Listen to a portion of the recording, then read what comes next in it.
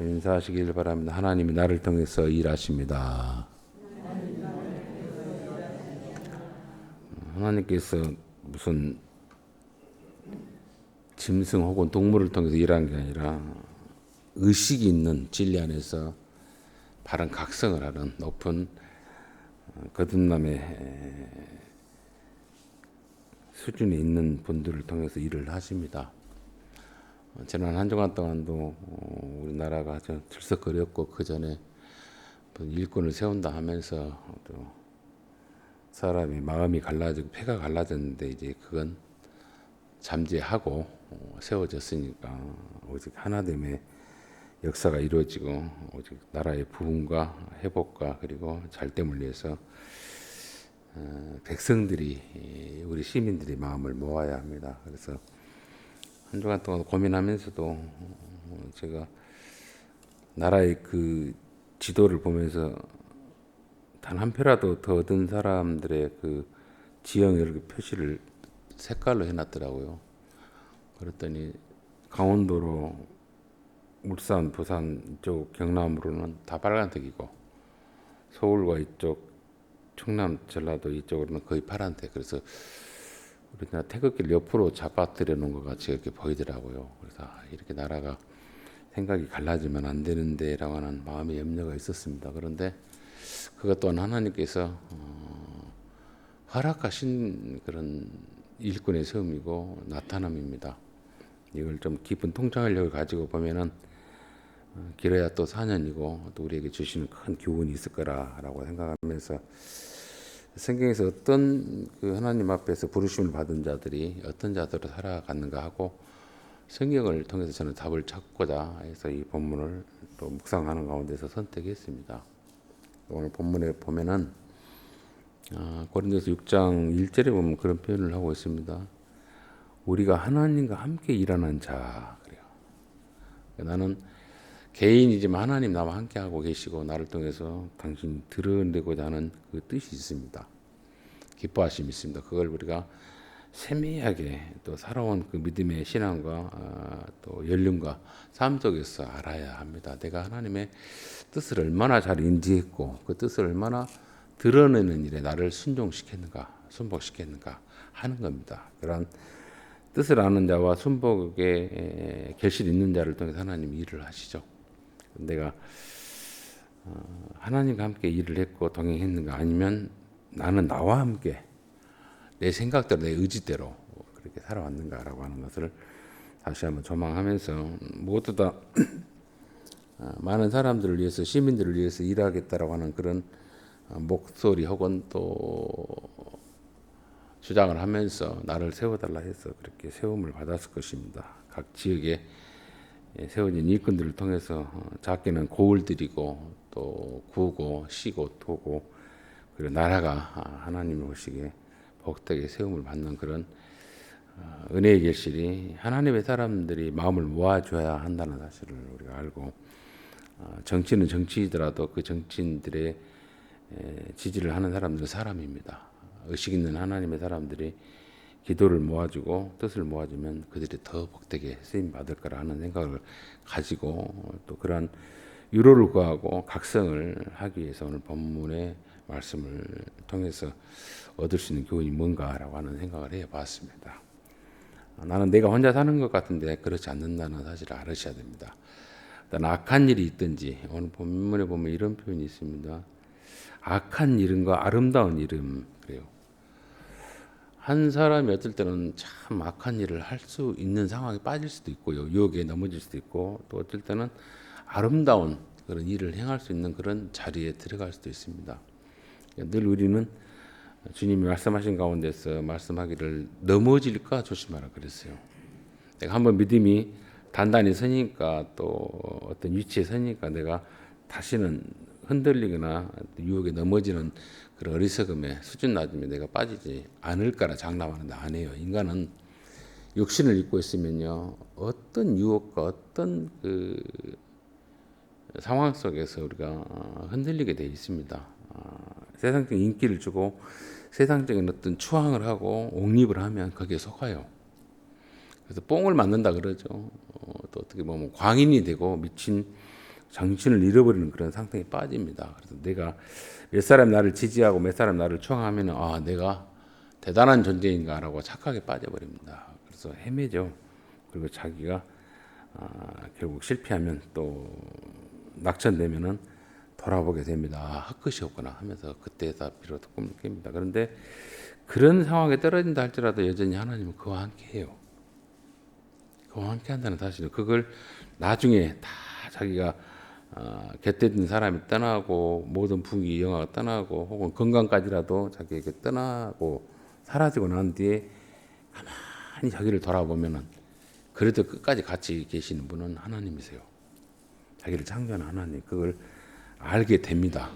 그 알게 됨을 경험했던 분들이 저희들이 그 기도원 교회에서 우리가 생성돼서 기도원에서 생활하다 보니까 제가 많은 분들의 그 망함이죠. 실패와 좌절을 통해서 제가 면담하고 그들의 어떤 삶의 내용들을 마지막에 내용들을 면밀히 살펴보면서 여전히 하나님이 잘 나갔을 때도 철없을 때도 그리고 천방지축할 때도 하나님 함께 하셨고 망하고 병들고 파산 나서 저렇게 돌아왔을 때도 여전히 하나님이 함께 계시고 있구나 한 걸 제가 봤습니다.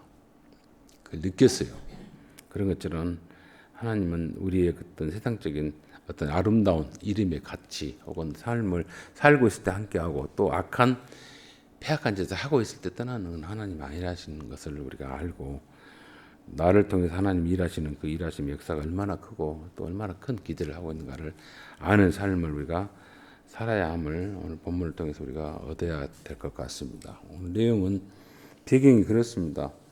바울이 1년 반 동안 교회를 세웠습니다. 세웠는데 그 교회가 복음을 진리를 바르게 알고 인지하고 들어서 건강한 교회로 바른 분별력을 행하는 교회로 섰으면 좋겠는데 그렇지 못해요. 한마디로 이단의 내용들 혹은 세상적인 세속의 가르침을 수용해버립니다.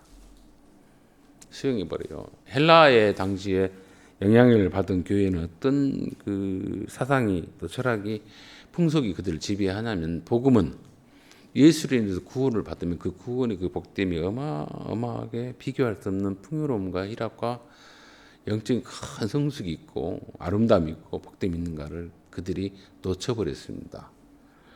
세상에서는 그렇게 말하죠. 영혼만 구원받고 너희 육신은 마음껏 즐기고 살아도 된다.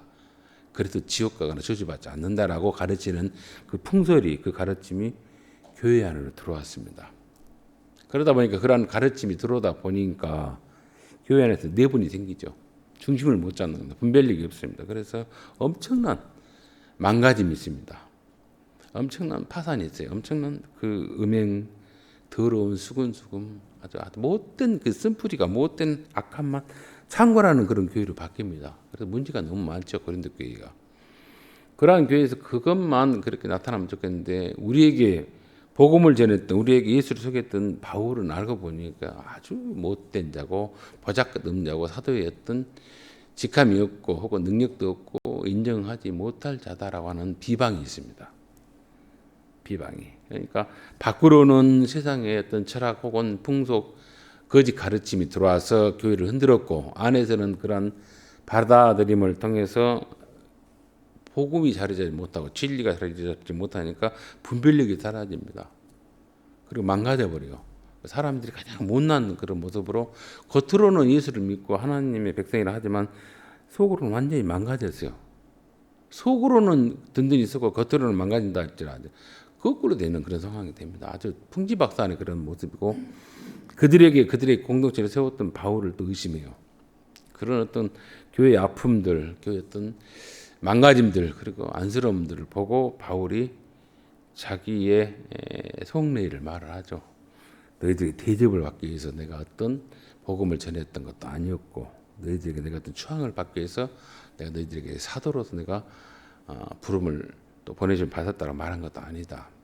이 은혜가 얼마나 커서 얼마나 고귀하고 숭고해서 내가 이 복음을 전하는 일에 나는 내 자의지로 내 열심으로 내 어떤 잘남으로 하는 것이 아니라 하나님이 나를 예수 안에서 택정했고 부르셨고 또 그 복음을 그 사실을 진리를 전하는 자로 나를 택했기 때문에 내가 전하지 아니하면 그 일을 행하지 아니하면 감당할 수 없는 그 안타까움과 또 안쓰러움과 그리고 답답함이 그리고 절망감이 있어서 전할 수밖에 없다라고 하는 것을 말씀하죠.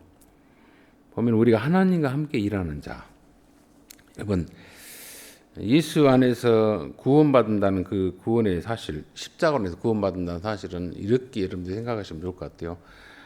십자가로 구원받았다는 사실을 우리가 믿어주기를 하고 또 믿는다고 고백하고 내가 구원받았다라고 하는 그런 내 어떤 동의로 인해서 구원받았다.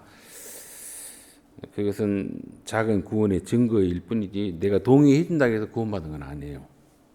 예를 들어서 여러분들이 지금 예배당 안에 들어왔는데 예배당 안에 있는 사람들을 징계하지 않겠다라고 하는 그 증거를 뭘로 하냐면 구약의 시대처럼 말할 때 예배당 입구에 양의 피를 발라서 짐승의 피를 발라서 묻혀놓으면 그 안에 들어가 있는 사람들 어떤 범죄를 도덕적으로 윤리적으로 저지른 범죄를 행했다 할지라도 내가 체벌하지 않겠다.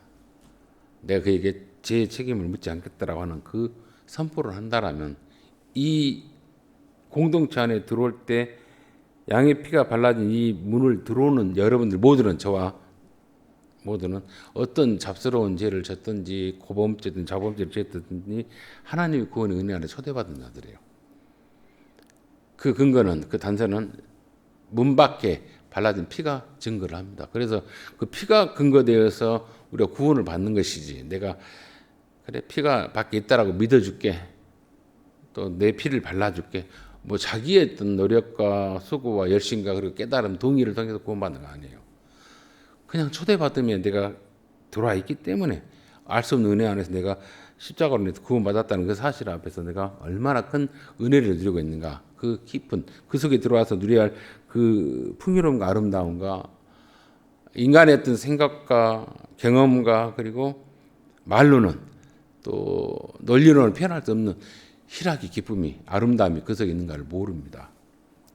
그래서 예수 안에서 구원받는다는 사실로 인해서 내가 육신의 옷을 벗고 천국 가는 걸로 하나님 앞에 서는 걸로만 생각하는 그 단조로운 생각을 하지 말라는 겁니다. 그런 단순한 걸로 인해서 내가 예수를 전하고 하나님을 전하는 자라면 내가 멈출 수 있다. 안 해도 된다. 너희들한테 굳이 핍박받고 무시당하고 업신여김 당해가면서까지 내가 이 복음을 다시 전하는 이유가 거기에 있다라면 예수만에 한정되어 있다 나는 전하지 않는다 그래요. 예수로 인해 구원받으면 그 삶의 내용 이유가 얼마나 크다는 것을 너희들이 알리기 위해서 내가 멈추지 않고 견디고 무시당하면서까지 멸시당하면서까지 전할 수밖에 없다는 사실을 너희에게 내가 지금 행하고 있다는 것이죠. 편지를 쓰고 있다는 것이죠. 그게 이 바울이 그 마음에서 지금 이 편지를 쓰고 있고 하소연을 하고 있고 권면을 하고 있고 애절하게 목매다르고 있습니다. 내가 왜 이렇게 구차하게 너희들에게 무시당하면서까지 이 복음을 말하는가, 이 진리를 다시 한번 전하는가. 예를 들어 이렇게 표현합시다. 어느 집이 있어요. 그 집에 그 대문을 보니까 대문이 기가 막히게 아주 반짝거리고 또 돈을 많이 투자해서 그 대문을 아주 화려하게 그 집에 들어가기 전에 지어놨습니다. 그 대문의 값어치가 우리 돈으로 말하면 예를 들어 10억짜리라고 합시다. 대문을 10억짜리로 만들었으면 그 안에 집은 얼마의 값어치가 있고 얼마의 돈을 비용을 들여서 지었을까 상상을 해보시면 됩니다.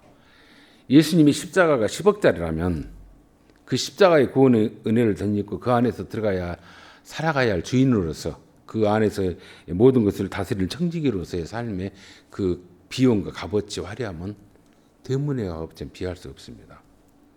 여러분 예수님에서 구원받았다는 그 사실은 단순하게 우리가 뭐 아이고 막 그 작자에서 살다가 죽으면 천국 가지 이게 아니에요. 그런 개념이 어떤 값싼 어떤 이쪽 자리에서 저쪽 자리로 옮겨지는 것이 아니고 그리스도로 인해 십자가로 인해 구원받은 자의 삶의 이후의 그 풍요로움과 청지기의 삶은 문 앞에 그 10억짜리 값어치와 비교할 수 없는 엄청난 비용이 있고 엄청난 풍요로움이 그리고 아름다움이 고귀함이 그 속에 있다는 것을 알게 하기 위한 바울이 전함입니다. 바울이 소개입니다. 그러한 것들 너희들이 누리지 못하고 망가지고 흔들리고 그 복음을 그 진리를 전하는 나를 무시한다 할지라도 내가 너희들 사람 못 되겠다. 너희들 그걸 내가 알려줄 필요 없다. 너희들 이미 그 은혜 밖의 대상의 그런 존재들이다. 버림받아 마땅하다라고 하는 그런 생각을 할 수 없다 이겁니다.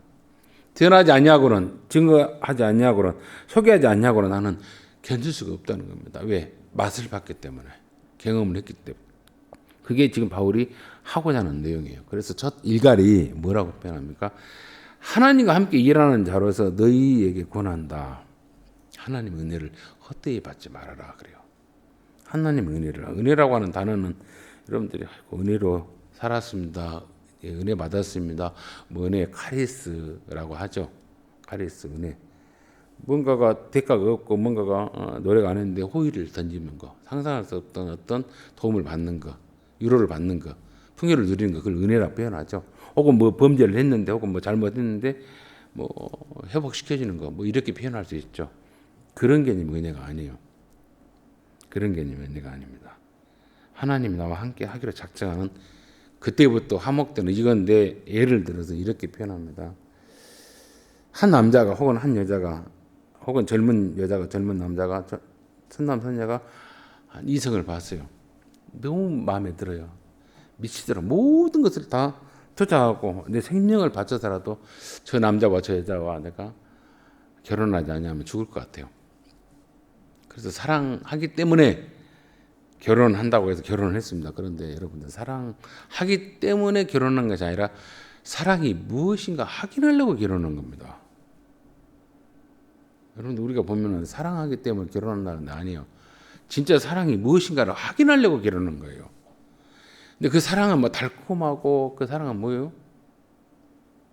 뭐 감정적 위로가 있고 뭐 즐거움이 있고 그게 사랑이 아닙니다. 온갖 실망이 있고 온갖 아픔이 있고 온갖 배신이 있고 온갖 자망이 있어요. 그런데도 불구하고 포기할 수 없는 열정이 사랑입니다. 그 예를 들어서 부모가 자식에 대한 것입니다.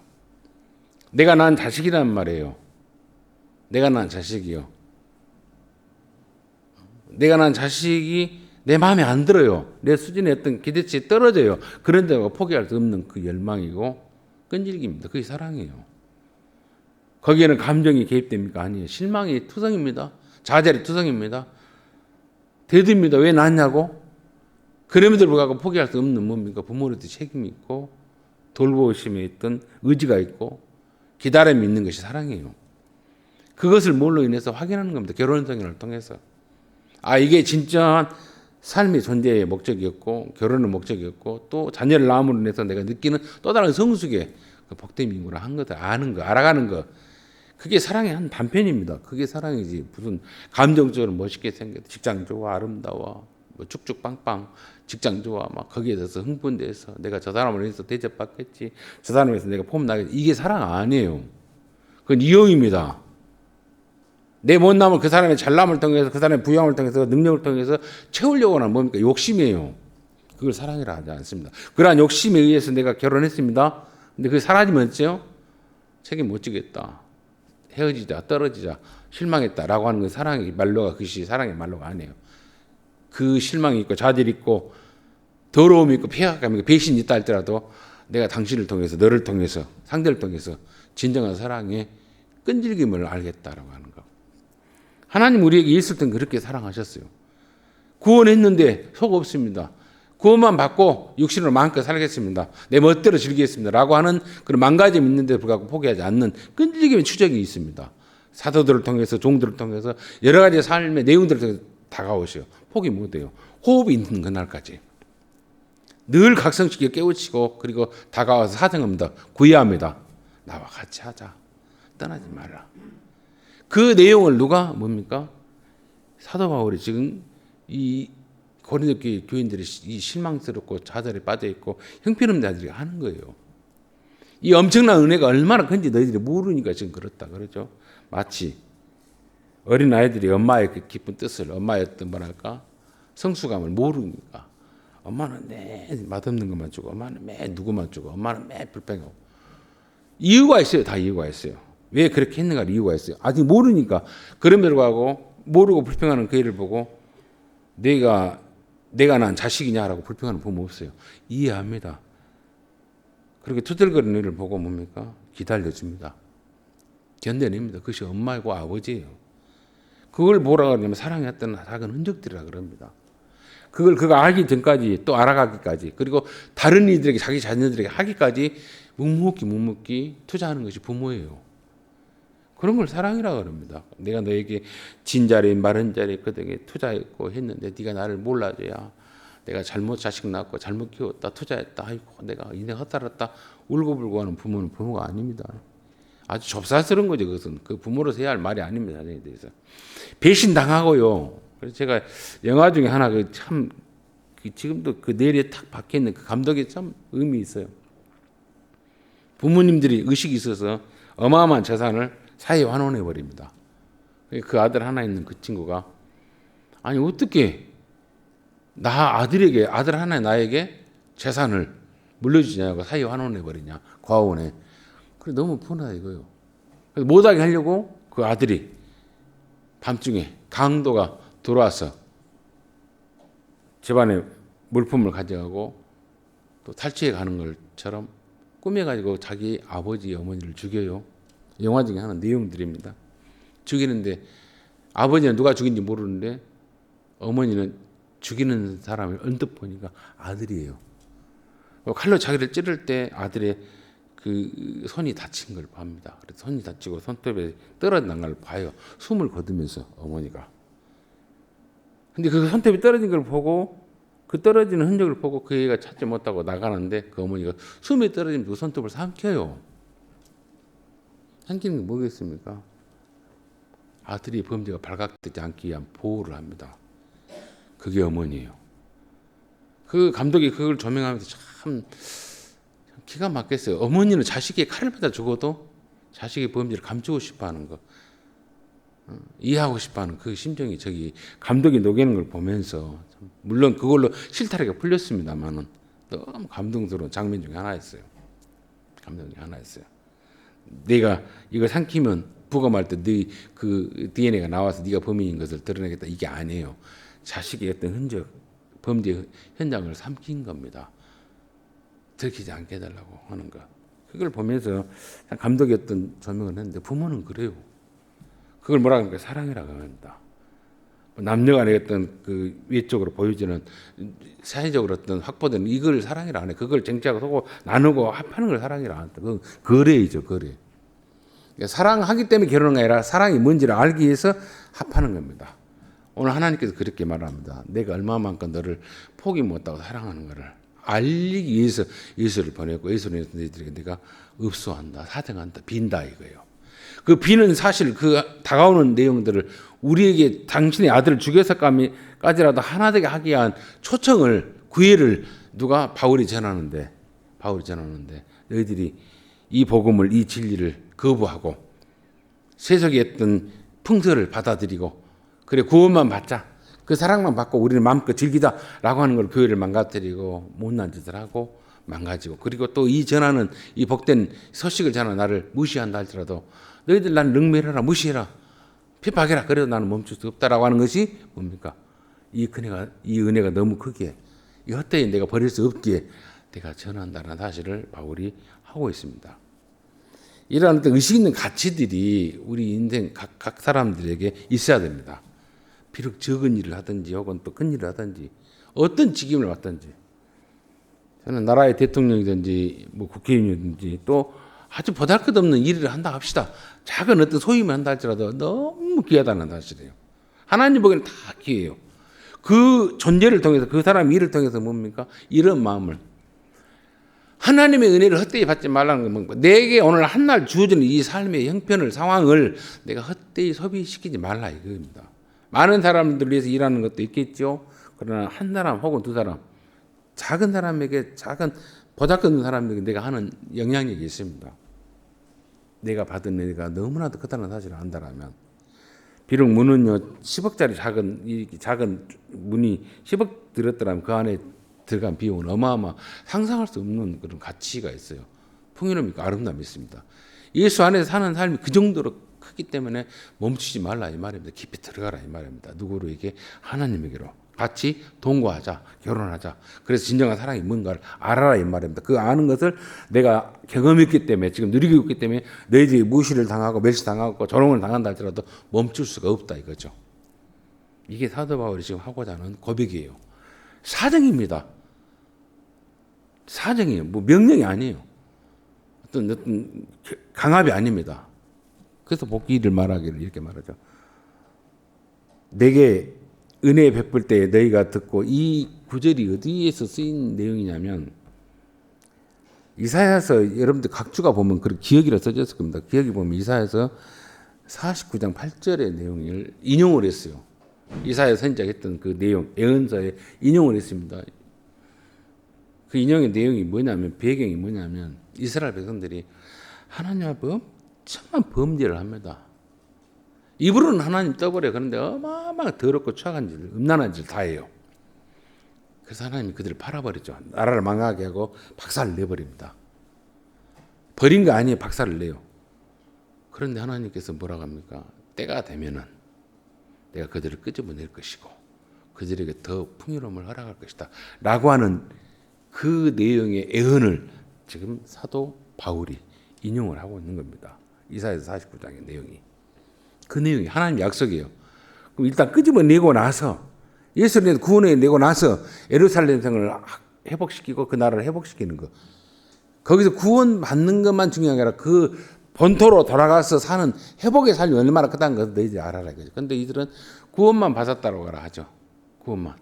그리고 그 안에 들어가서 살아갈 나라를 일구고 회복시키는 하나님 은혜사 안에서 하나님과 하나님의 친백에서 살아가는 그 엄청난 아름다움을 모르고, 그들이 그때 모르고 망가졌던 그들을 하나님께서 먼저 은혜를 베푸시고 그들을 끄집어내고 다시 나라를 회복시키고 하나님과 함께하는 나라를 만들겠다라는, 백성을 만들겠다는 그 언약을, 그 예언을 지금 바울이 인용을 하고 있는 거예요.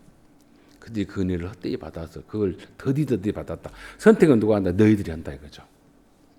나 무시해도 좋다 이 말이에요. 너희들이 이방의 풍서를 받아서 망가진 것도 그래 이해한다 이거예요. 그런데도 불구하고 하나님은 멈추지 못한다 이거죠. 안 멈춘다. 계속해서 진행한다 이거죠. 그걸 내가 전하지 아니할 수가 없다. 멈출 수 없다 이거예요. 내가 수습하지 못한다. 그래서 지금 그가 당하고 있는 그 내용들을 쭉 이야기하고 있는 것이 그거예요. 나는 이 사도직을 너희들이 무시한다 할 때 어떤 자세를 가졌고 어떤 고난을 당했는가 밝혀요. 그런데 너희들이 거짓 선생들에게 세상적인 풍설의 어떤 세상적인 잘못 가르침으로 타락되고 망가지고 나를 흉보고 이 사도들의 어떤 일들을 폄하하는데, 그래 요기해라, 뺨을 때려라, 무시해라. 그래서 전할게. 얼마나 이 복이 얼마나 큰 하나님의 은혜가 큰지를 알게 하기 위한 멈춤이 없는 것을 말하고 있죠. 그게 그 내용이 디테일하게 그렇게 말하죠. 우리가 이 직분이 비방받지 않게 하려고 무엇이든지 아무든지 거르끼지 않게 하고 오직 모든 일에 하나님의 일꾼으로 잤잖아요. 모든 일에 하나님의 일, 모든 일에 하나님의 일이 무슨 뜻일까? 참 하나님 일을 하는 자로서의 그 모든 일은 뭡니까? 최고의 근거는 사람을 눈을 뜨게 하는 겁니다. 사람의 의식을 변화시키는 겁니다. 하나님 내게 권력을 주면 내가 의식이 높아지겠습니다. 하나님 내게 돈을 주면 내가 의식이 높아지는 게 아니에요. 권력과 어떤 부유함으로 인해 사람이 의식이 높아진 게 아니에요. 배움을 많이 배워서 의식이 높아진 게 아니에요. 서울대학교 법대 나오니까 그렇게 의식이 높지는 않더라고요. 보니까. 서울대학교 법대 유명한 대학이고 아주 최고의 학부 아닙니까? 공부 잘하는 애들이고 암기를 탁월하고 논리 탁월한 애들이 들어가는 곳입니다. 그런데 그게 나오니까 의식이 높은 건 아니었어요. 여러분들 의식이 높은 건 뭐겠습니까? 가장 낮은 자리에서 비천한 자들과 살아가면서 사람의 생명이 얼마나 귀하고 아름다운 것을 경험해 본 자들, 느낄 수 있는 하나님 주신 축복입니다. 의식은요, 많이 배워서 권력을 가져서 부를 확보해서 얻어진 게 아닙니다. 자기가 깨져 봐야 돼요. 부서져 봐야 됩니다. 하나 예를 들어서 지금 이렇게 도로변에 가거나 혹은 또 어떤 척박한 곳에 가서 보면은 생명체가 살아있을 것 같지 않고 어떤 풀이랄지 혹은 뭐 나무가 살아나 있지 않을 그런 곳에서 풀이랄지 혹은 나무랄지 혹은 어떤 생명체가 버티고 있는 거 보면 경이롭습니다. 제가 아이들 길렀던 그 학교 중에 울산 초등학교가 있습니다. 그 초등학교에 보면 이렇게 석축담이 쭉 있는데 그 석축 속에서 소나무가 이렇게 자라나는 걸 봤어요. 지금도 그게 있을 겁니다. 저 속에 어찌 소나무 씨앗이 들어가고 소나무가 저기 흙도 없고 토양도 안 좋고 돌 틈 속인데 석죽 속인데 자라서 쭉 올라온 거 보고 신기해. 보면 벌써 내가 도전을 받습니다. 그걸 깨달아야 돼요. 그 소나무는 좋은 토질에서 좋은 나무들과 같이 어울려서 자라기를 바랐기. 그런데 그렇지 않았어요. 그 척박은 석죽 틈 사이에서 뿌리를 내리고 자라오면서 기형 형태예요. 아름답지 않아요. 꼬그라졌어요. 그런데 작아요. 영양분이 없어서. 그런데 바라보는 저에게 뭘 제공하냐면 생명의 끈질김을 제공합니다. 저런 곳에서 저것이 버티고 사는구나. 하물며 인간인 내가 내 환경에 척박함을 통해 내가 주저앉을 수 있을까? 나도 버텨야지 라고 하는 도전을 줘요. 의식의 변화를 줍니다. 그 미물도 아니죠. 조그마한 식물체가 그렇게 자기를 의연하게 나 살아있다라고 하는 것을 그리고 버티고 있는 그걸 봅니다. 누가 물도 안 주죠. 자양분도 안 줘요. 그런데 그 틈속에서 버티고 있는 걸 보면은 신비스럽습니다. 그 미물들 보잘것없는 생물체도 버티고 있는 걸 보면서 제가 설망스럽고 자잘할 때 하물며 만물의 영장이고 하나님의 형상을 가진 자가 내가 삶의 환경 속에서 어떤 어려움 속에서 내가 이렇게 좌절해야 할 필요가 있고 원망해야 할 필요가 있을까라고 하는 것이 그 보잘것없는 게 나에게 깨달음을 주더라 이거죠. 그런 깨달음 그런 어떤 의식의 변화는 뭡니까? 권력 있는 자들, 부 있는 자들, 세상 그 가진 자들은 못 봅니다. 깨닫지를 못합니다. 왜? 척박함을 경험하지 못했기 때문에. 그래서 하나님께서 우리 의식의 변화를 거듭나면 뭡니까? 망가졌을 때. 파산났을 때, 그러니까 아팠을 때, 바닥에 없을 때, 나락에 떨어질 때 그때 변화를 시키는 거예요. 바울은 그렇습니다. 오늘 당합니다. 계속해서 비방당합니다. 버림당합니다. 무시당합니다. 그 속에서 더 큰 성화를 이루어요.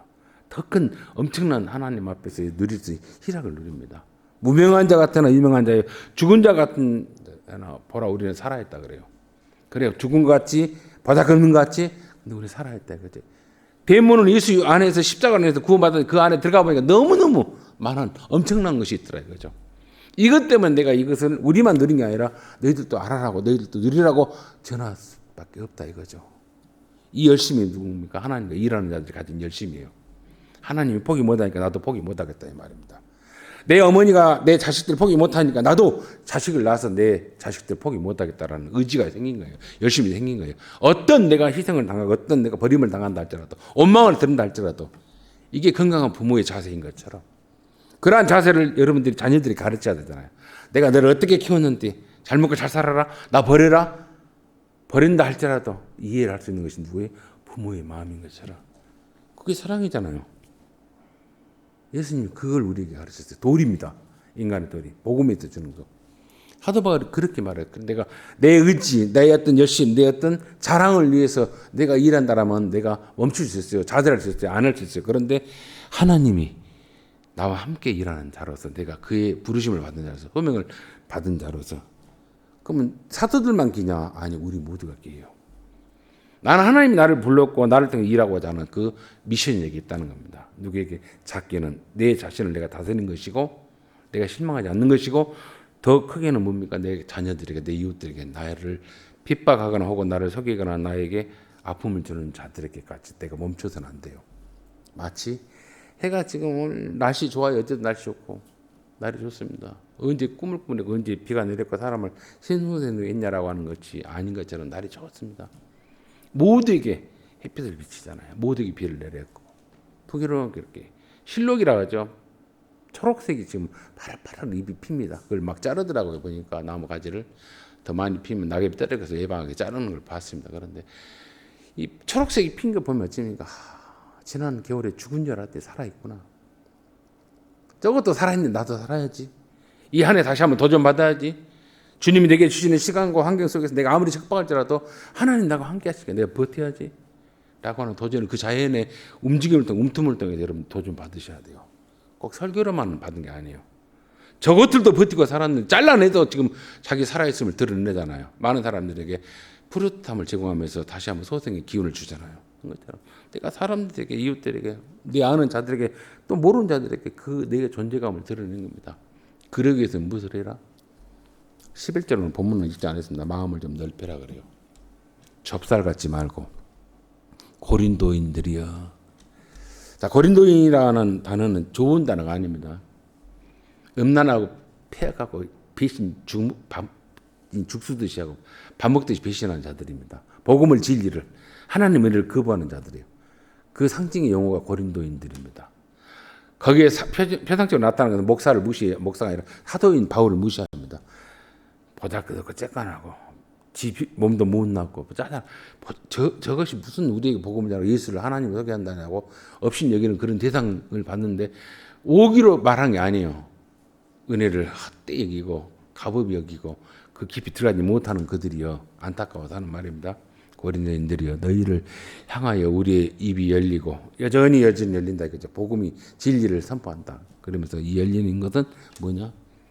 우리를 확장시킨 우리의 마음을 넓게 하신 하나님의 은혜 때문에 일이 진행된다는 겁니다.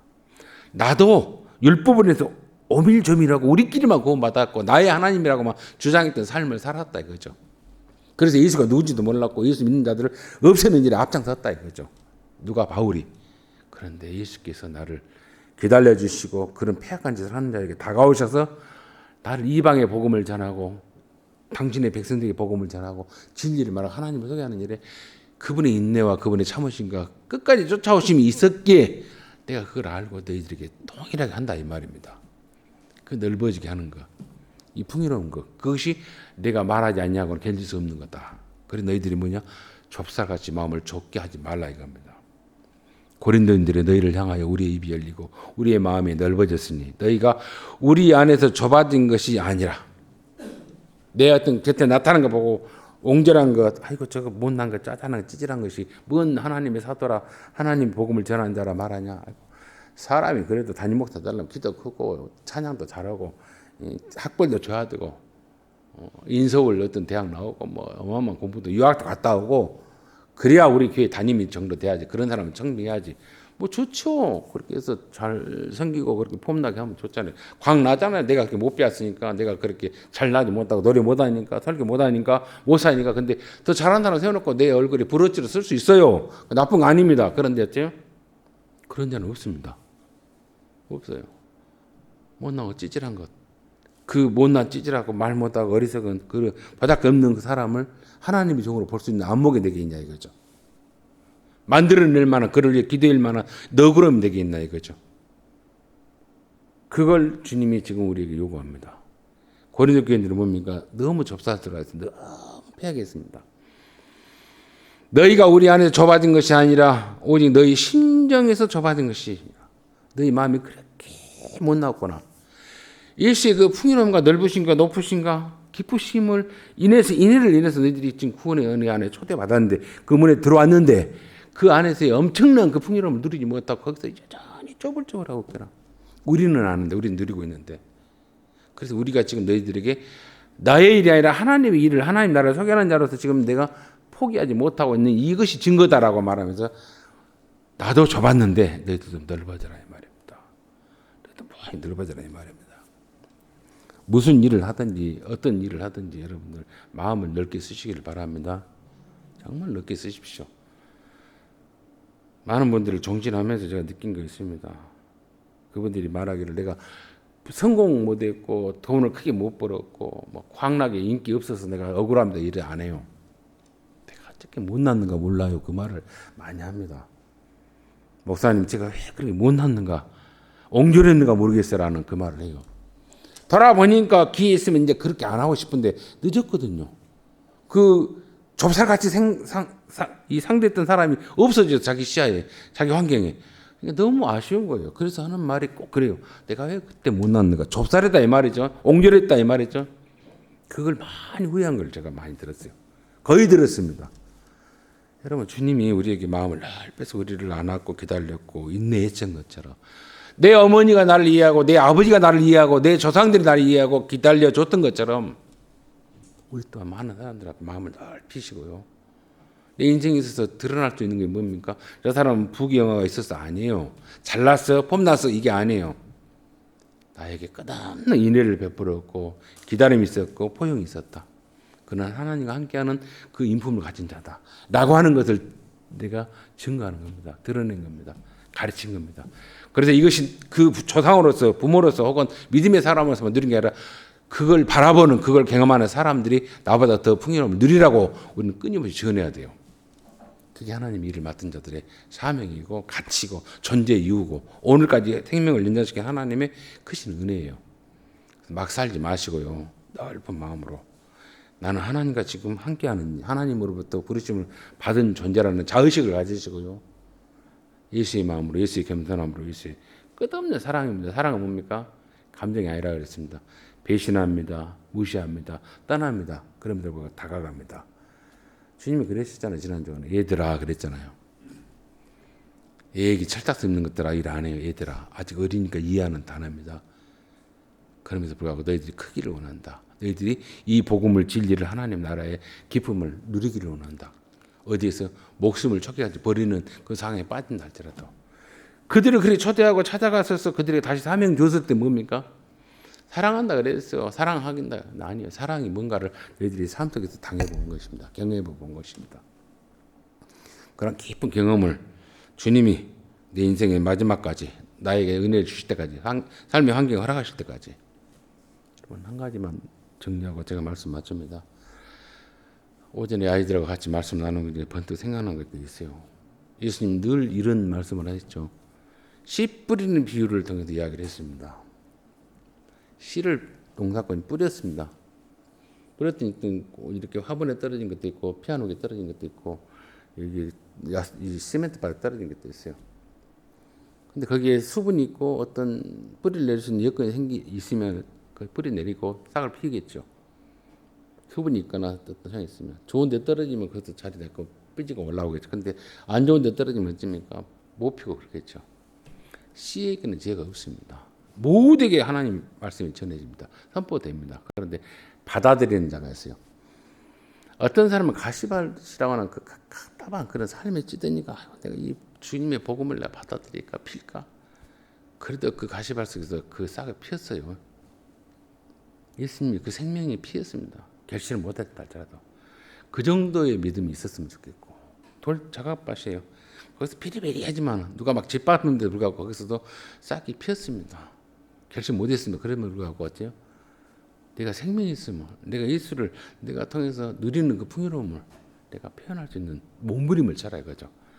하나님께서 농사꾼이 하나님께서 다듬어서 좋은 일 그 결실을 하게끔 만드는 결과를 열매를 얻게끔 만드는 일이 있다면 얼마나 복이 있겠습니까? 오늘 우리가 어떤 존재인지 아십니까? 그런 이렇게 부스리를 떨고 풀을 뽑아주고 가시 자갈을 빼주고 그런 상태의 우리예요. 목사로서건 성도들로서 서로 그렇게 격려해주고 위로해주고 그런 상태입니다. 그렇다면 그런 좋은 자리를 우리가 초대받았다는 그런 풍요로운 옥토와 같은 그런 인맥을 우리가 만남을 가졌다면 위로를 받고 위로를 전하는 전도료가 만나겠다면 내가 내 인격 속에서 하나님 기뻐하며 결실을 하셔야 돼요. 나를 통해 또 다른 사람들이 도전을 받고 모델로 삼을 수 있는 그런 진실함이 있어야 됩니다. 그게 우리가 그들에게 베풀어야 할 책임이에요. 의무예요. 그러면 권리입니다. 이 복됨을 증거하는 이 복됨을 결실하는 저와 여러분의 살아 움직이는 결실하는 믿음이 되시기를 주의 이름으로 축원을 드립니다. 주신 아버지 은혜 감사합니다. 우리의 영혼의 자리인 마음이 넓어지기를 원합니다. 너무 좁았습니다. 옹졸했습니다. 못났습니다. 주님, 죽어서 천국은 가고 싶은데 살아서 내 마음대로 살고 싶은 욕망이 있습니다. 쾌락도 쫓고 즐거움도 쫓고 하고 싶은 거 많습니다. 그런데 그 또한 나쁜 건 아닙니다. 그러나 하나님, 한 번의 인생을 통해서 하나님이 기뻐하는 일이 예수를 통해서 우리가 발견되어진다라면 예수는 자기를 내어주고 버림으로 인해서 우리를 구원했고 우리를 초대했던 그 복됨의 깊이가 아름다움이 넓이가 풍요로움이 무엇인가를 사도 바울이 느꼈고 경험했고 전했던 것처럼 도대체 그 세계가 그 하나님 나라 기쁨이 무엇인가 우리도 깊이 알기를 갈망하는 호기심 있게 하시고 들어감 있게 하시고 순복이 있도록 도와주시기를 원합니다. 특별히 오늘 이후에 남은 생에 주님 우리가 구원의 문을 들어갔으니 그 이후에 그 청지기의 삶 또 주인의 대리로 살아가는 그 아내의 정원의 삶, 안방의 삶, 그 집안의 모든 걸 다스리는 삶은 얼마나 크고 기쁜 것인가를 아름다운 것을 아는 저들의 신앙과 믿음이 되도록 도와주옵소서. 주께 저들을 통해서 크신 영광 나타내 주시고 내가 많은 사람들을 하나님의 나라를 소개하고 하나님을 알리는 일에 멈추지 않냐는 도전과 열정이 사도 바울처럼 우리 주님이 있도록 주님 우리를 변화시켜 주옵소서. 모든 것 주님께 의탁하고 예수님의 이름으로 기도하옵나이다. 아멘.